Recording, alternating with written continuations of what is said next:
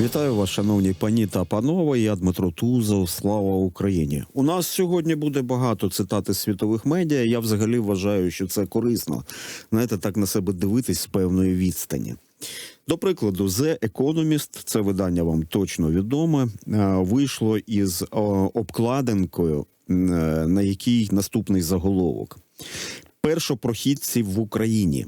Зброя майбутнього. І от на цій самій обкладинці навіть не ракета Storm Shadow, не Хаймерс знаменитий, не три сімки, а там, щоб ви думали, хто не бачив, звісно. Я думаю, ви здогадались. Маленький FPV-дрон. Дрон-камікадзе. До речі, про, власне, це слово, про термін, камікадзе. Те, що під час Другої світової війни виконували люди, ось цю функцію камікадзе, спеціально цікавився цією темою, ось цим явищем камікадзе. Зараз виконують загалом такі нескладні пристрої з моторчиками, з платою управління, з відеокамерою і боєприпасом. І таких пристроїв у нас з вами має бути більше, аніж в Росії. Більше, і вони мають бути якіснішими.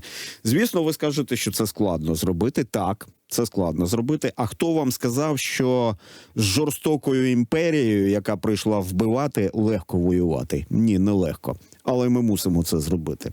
Анатолій Храпчинський, заступник генерального директора компанії з виробництва засобів радіоелектронної боротьби, експерт з авіації, з нами зараз на зв'язку. Пане Анатолію, вітаю вас. Вітаю. Вітаю. Я зараз таку невеличку ідеальну ситуацію спробую описати, тому що я завжди кажу, що українці мають право на позитивний сценарій. Отже, ідеальна ситуація. Такі спеціальні кімнати типу геймерських клубів і армії, буквально армії пілотів, які дистанційно нищать ворога. А як виграти війну, в якій ми вже перебуваємо, по суті? Її вже називають часто війною дронів. А у ворога, який значно більший. Що ви скажете? Ну, повертаючись до того, що насправді ця війна високотехнологічна. І якщо ми кажемо безпосередньо про застосовані технології, то ми бачимо, що насправді Україна зробила потужний крок в високотехнологічній зброї, але здешевіло її дещо. Якщо ми кажемо безпосередньо про FPV-дрони, тому що насправді, якщо казати про сучасну зброю, то вона таковою з'явилася починаючи там з В'єтнамської війни, потім і іракські конфлікти були. Тому насправді те, що ви кажете, це цілком реально. І у України є всі шанси для того, щоб побудувати таку інфраструктуру, яка навчить весь світ воювати високотехнологічними засобами, і при цьому вберігати особовий склад безпосередньо від бойових уражень. Тут слід зазначити, що знов-таки, маючи такі камікадзе-дрони, маючи роботизовану техніку, на турелі, коли на роботі виїжджають там автомати і так далі. Тут ми виходимо на інший рівень Збройних сил. Чому? Тому що, давайте погодимося з тим, що коли ти військовий, то ти розумієш, що ти мусиш внести своє життя у пожертву для вирішення якихось геополітичних цілей під час війни. Тобто ти захищаєш свою державу, особисто. А тут ти використовуєш безпілотні системи. І тут можна казати вже про більш високий рівень відповідальності і можливості безпосередньо тебе як військового. В Україні створюють сили безпілотних систем. Про це президент Зеленський сказав.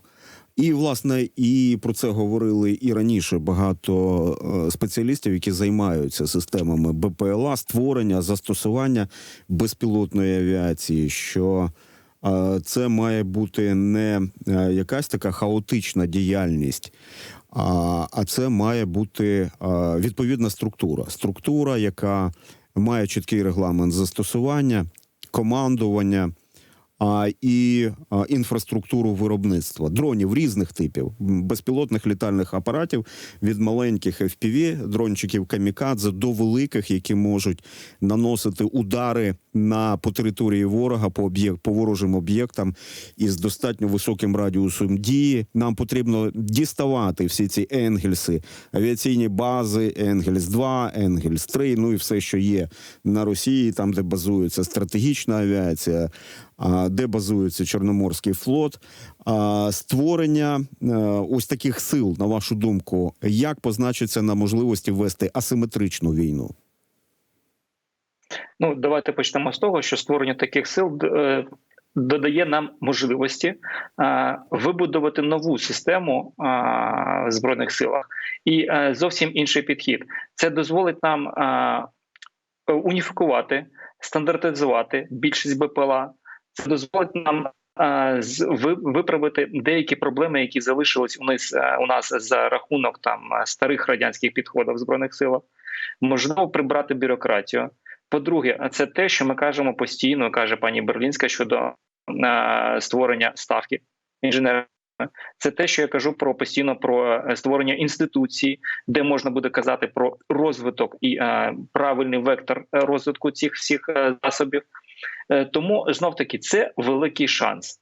Але головне зараз, щоб цей шанс створив саме сучасні нові високотехнологічні Збройні Сили України, які в подальшому будуть як взірець для більшості армій світу. Але щоб це не скотилося до звичайної бюрократії. І тут головна задача вже лежить безпосередньо на тих людях, які будуть займатися, просувати цю ідею. Зрозуміло, що за ці 2 останні роки, наприклад, повномасштабного вторгнення, ми бачимо все ж таки діалог з державою. Ми, як виробники, розробники, бачимо діалог з державою через Мінцифри, ту ж саму армію дронів, Brave One, такі платформи. Це дозволяє нам вільно спілкуватися, об'єднуватися серед виробників і робити певні кроки. Але от саме навести правильний лад в Збройних силах України, щоб спростити систему, наприклад, того ж саме списання тих літачків, дронів розвідувальних, якщо б вони були втрачені. Знов-таки, тут є повинно бути велике розуміння, коли ти втрачаєш розвідувальний дрон, але при цьому ти наводиш на певну техніку, артилерію, яка в багато разів більше знищує ворога, або вирішує глобальні стратегічні питання. І тут треба розуміти, що якщо ти втратиш дрона, але вирішиш стратегічне питання, це не проблема. І тут знов-таки особовий склад залишається живим. А як ви вважаєте, як не перетворити інституцію, яка створюється, на чергову таку малодієву структуру в стилі, от ви вжили це слово бюрократії, а я би додав ще й корумпованої бюрократії. А якими методами зараз зробити так, щоб українці побачили, що інституції бувають високоефективними насправді? Ну, давайте повернемось до того, що не будемо називати там певні підрозділи Збройних сил України, але ми бачимо, що певні підрозділи мають доволі потужні і такі амбітні характеристики, і вони дуже гарно і вдосконало зараз працюють в цьому напрямку. І тому насправді, якщо, наприклад, або хтось з таких підрозділів очолить цей напрямок, або наберуть тоді військових вже, котрі готові, котрі міркують зовсім по-іншому, то я думаю, це буде вже півкроки перемоги. І знов-таки, щодо корупції, так, тут теж важливо є. Треба розуміти, що закупівлі всі повинні відбуватися прозоро і повинно бути безпосередньо випробування в бою засобів. І ми бачимо, що велика кількість засобів, які Україна зараз постачає на фронт, навіть через тих волонтерів, набагато якісніше може бути, ніж ті зразки, які нам пропонують, наприклад, наш західний партнер. Було б несправедливо, якби ми з вами говорили лише про розвиток безпілотної літальної авіації, тому що це такий тандем: розвиток БПЛА, розвиток дронів і розвиток засобів радіоелектронної боротьби. Оскільки ми не примітивізуємо росіян, ми не примітивізуємо російську армію, ми розуміємо, що у росіян є авіаційна індустрія, авіаційна промисловість, ціла армія авіаційних інженерів, і вони налагоджують також виробництво, в тому числі і безпілотників. І в цьому сегменті надзвичайно важливий буквально прорив технологічний і кількісний з виробництва засобів радіоелектронної боротьби. Скажіть із власного досвіду, які перешкоди зараз у нас, можливо, навіть на прикладі вашої компанії, із тим, щоб збільшувати це виробництво і постійно його вдосконалювати, тому що це ж постійна боротьба йде. У нас щось придумали, росіяни відреагували. У ворога щось придумали, ми знаходимо якісь інші технічні рішення. Як поліпшити нам ситуацію із засобами радіоелектронної боротьби, які можуть застосовуватися в тому числі і на різних об'єктах, з тим, щоб мінімізувати втрати від ворожих дронів камікадзе, і збивати, мабуть, з пантелику, в тому числі і російські розвідники типу «Ланцет». Ви фіксуєте зараз прогрес в цьому сегменті? Ну, давайте почнемо з того, що насправді тут іде постійна боротьба, і якщо, наприклад, виходить якась дія, то віддзеркалення протидії відбувається миттєво. Тому саме головна проблема масштабування те, що, наприклад, коли йде робота по окремим напрямкам, так, наприклад, там літають у нас дрони на певних діапазонах, не будемо їх називати. Потім розширюються ті діапазони, і тут треба миттєво на це реагувати. І тут треба миттєво постійно, безпосередньо навіть ті військові службовці, які вже отримали від нас певні компоненти, треба додавати або змінювати. І тут можна казати вже безпосередньо про прогнозованість закупівель, можна казати про певні гнучкі контракти, в котрих було би обумовлено, що, наприклад, ми кажемо про захист і якісь характеристики, а не уточнюємося по діапазонах, тому що ми розуміємо, що це гнучка система. Да? Далі, тут повинно мати постійний діалог, наприклад, безпосередньо з військовими, як ми і робимо, тому що ми повинні бути в курсі, і ми знаємо, що на певних напрямках відрізняються ворожі дрони, якими вони застосовуються на лінії фронту, по певним характеристикам. Але знов-таки масштабування наразі відбувається за рахунок того, що є потреба, є можливість закуповувати, і це ми постачаємо. Але якщо ми кажемо в майбутньому, то тут можна вже буде якісь прогнози робити. А якщо ми кажемо вже безпосередньо про такий новостворений орган, я думаю, що за рахунок тої ставки інженерної, за рахунок тої інституції, яка буде все це прогнозувати, ми зможемо знайти порозуміння і більш ефективно використовувати свої знання для того, щоб захищати наших військових на фронті. Що заважає нашій індустрії? Там 1000 формулярів треба заповнити. Ви про бюрократію говорили, сертифікації різноманітні, узгодження, зоопарк різних систем. Як ви вважаєте, що нам потрібно прибирати із всіх цих ланцюжків виробництва, які нам заважають, ускладнюють шлях до перемоги? Якщо казати безпосередньо про шлях до перемоги, то насправді тут треба скорочувати дистанцію між окопом і виробником. Саме тому, що щоб набагато швидше могли військові отримувати засоби або перевіряти їх самостійно, щоб частини могли, і закуповувати напряму безпосередньо виробників. Таки система допуску до експлуатації спрощена, але все одно вона потребує певних дій з боку держави і певних дій з боку виробників. І якщо казати безпосередньо під час бойових дій, головна задача – це, а я думаю, що більшість виробників це розуміють, забезпечити надійний девайс, який би захистив би військових, а не то, щоб заробити гроші. Тому що і таке трапляється насправді. І це, на жаль. Але я думаю, що наразі головна мета – це створення тої швидкої комунікації і зменшення оцих бюрократичних питань щодо отримання коду доступу до експлуатації до мінімальних вимог. Скажіть, як ви оцінюєте можливості кооперації з нашими партнерами? Це дуже важливе питання, тому що зрозуміло, що налагодити виробництво всіх високотехнологічних складових, наприклад, камер нічного бачення, до прикладу, достатньо складно, якщо говорити про локалізацію. Ми маємо використовувати потенціал, який мають економіки країн наших партнерів. Тим більше, що росіяни користуються потенціалом свого сусіда і певним чином свого партнера, я маю на увазі Китай, звичайно. І таке відчуття, що ніби європейська промисловість все ж таки прокидається з точки зору виробництва засобів для ну, наприклад, для виробництва БПЛА, для боєприпасів. Ось, але наскільки все ж таки ці можливості зараз ми можемо реалізувати в Україні, і що нам можуть запропонувати наші партнери?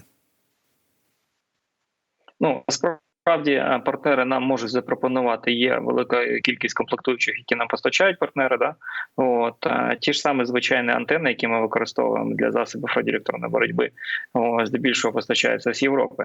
Так, дійсно, хочеться виробництво безпосередньо, щоб було локалізувати в Україні. Да? Але знов таки ми можемо спілкуватися, наприклад, з нашими західними партнерами про колаборацію саме випуску засобів або радіоелектронної боротьби, або ті ж самих БПЛА за рахунок там певних комплектуючих, які в Україні наразі не можна виробляти, і в подальшому, можливо, найближчих там років 5 ми навіть не розглядаємо, що їх почнуть випускати в Україні. Да? Ну, таки є в такому об'єму, як нам потрібно, у всякому випадку. Тому як приклад співпраці з західними партнерами це доволі було б цікаво, і я думаю, це правильно було знов таки. Але тут важливо залишити все ж таки право на технологію і право на можливості безпосередньо в Україні, тому що знов таки це наша можливість в подальшому запропонувати всьому світу рішення, які зможуть потім в подальшому забезпечувати економічну складову держави. Технологічні рішення ви маєте на увазі. Водночас війна передбачає, що діяти треба швидко. І ми з вами нещодавно почули інформацію, яку озвучив міністр цифрової трансформації Михайло Федоров, про те, що Україна розробляє власний аналог російського дрона «Камікадзе Ланцет», який буде здатний вражати цілі на відстані до 40 кілометрів.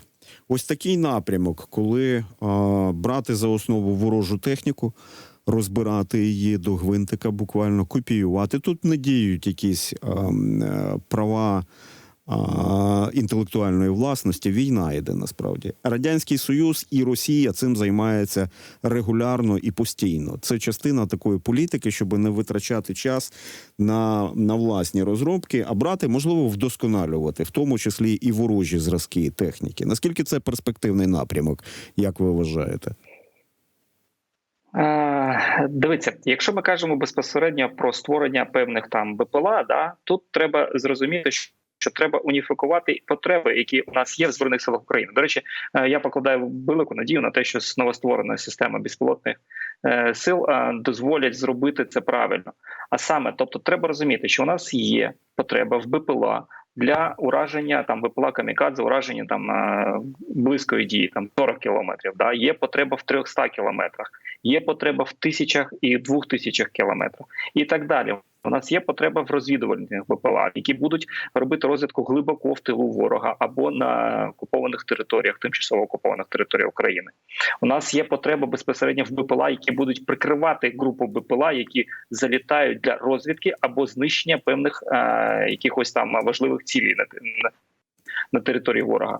І це, власне, екосистема, така система глобальна, яку треба побудувати. І тут я би не брався до уваги там створення якогось там аналога, якогось там БПЛА. Да? У нас зараз є можливість самостійно розробити і закрити всі ці потреби, і розробити такі засоби, які будуть набагато краще, ніж «Ланцет», які будуть набагато краще, ніж «Шахед».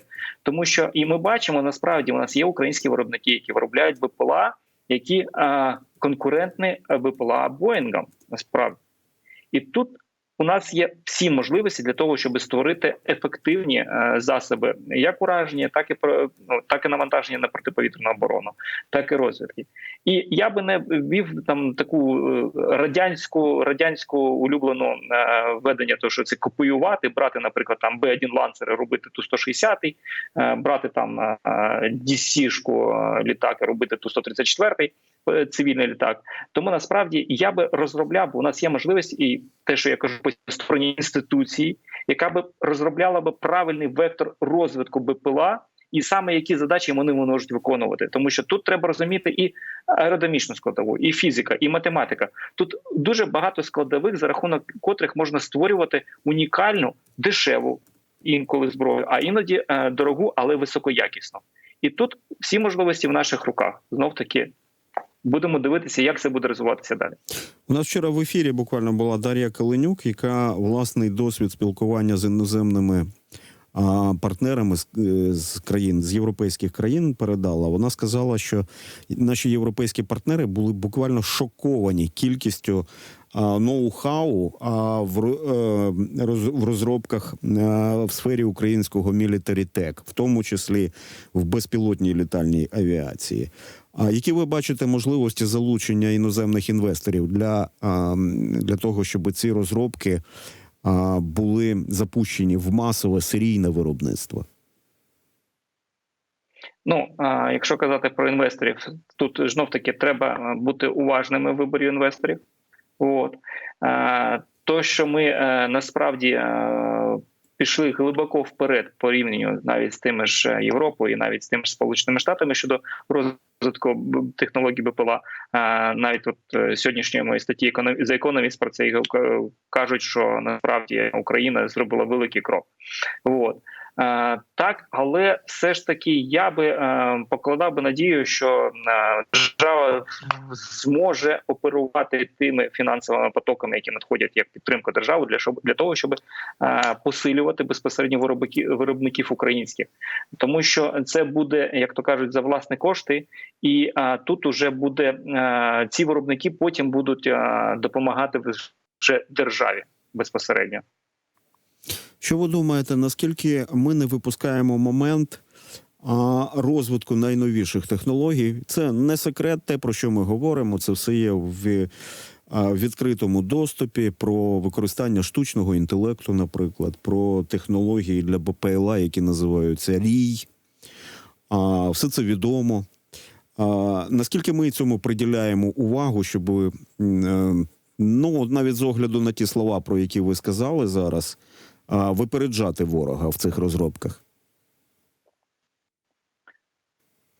Ну, давайте повернемось до того, що для того, щоб уразити якийсь об'єкт в Ленінградській області, треба пройти ту ж саму засоби радіоелектронної боротьби і засоби протиповітряної оборони. Тобто треба ввести в оману ворога. І тут ми можемо казати про дію, наприклад, роєм з боку БПЛА. Да? От, і далі. Тобто, насправді Україна займається і глибоко займається цією темою. Просто не про багато можна що розповідати. От. І я думаю, що у нас, ми бачимо навіть по тим, що відбулося з Чорноморським флотом Російської Федерації, да? Які наслідки, що 30% флоту знаходиться зараз або на Чорноморському дні, або безпосередньо розвалених в доках. От. Тому я думаю, що більшість з таких цікавих речей ми вже дізнаємося після війни, але Україна суттєво і якісно розробляє дуже багато цікавих технологій. Для перемоги нам потрібно перемогти і в технологічній війні.